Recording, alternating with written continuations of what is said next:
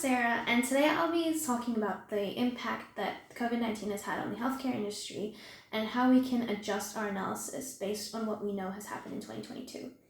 And I'll specifically be looking at the pharmaceutical and biotechnology industries. Overall, we saw in the healthcare industry that there was a reduction in the utilization of healthcare during the pandemic. And this was because of the population sector which were affected by coronavirus needed to be prioritized over those with less serious illnesses. And this is the people with less serious illnesses were those that were affected by this reduction in the utilization of healthcare. We also saw that there were factors that put a strain on the industry, and these factors were factors such as the revision in regulation regarding the general population. For example, mask mandates. This put a spike in the demand for PPE and vaccinations.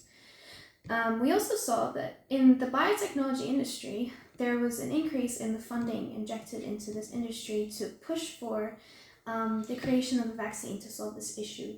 And this figure actually, the biotechnology saw increase in funding by almost over a third in what had been funded in previous years. We saw that there was a longitudinal study done by NDPI Healthcare, which analyzed data specifically looking at young Australians, male and female.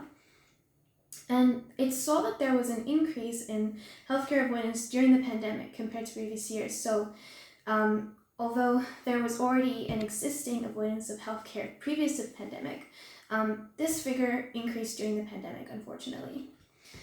If we look at regions outside of Australia, such as Namibia, which is a resource-limited country, they've had the most devastation in public health systems just because of where they stand and how limited they are with their resources.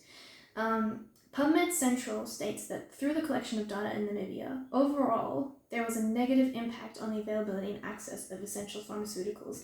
And this is things such as sanitary, hygiene, and antibacterial products, which during the pandemic is it's most critical to have access to these products.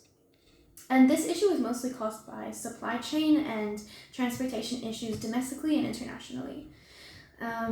So I guess knowing all of this, how do we adjust our analysis to the healthcare industry, knowing this information to be able to make more accurate projections for the future?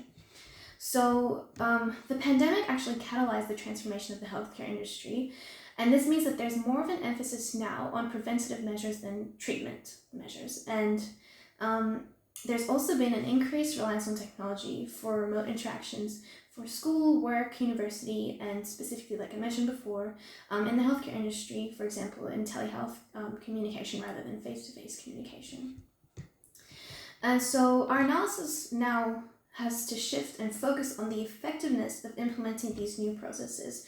For example, implementing AI, which will model future crises by identifying current weaknesses in the healthcare system.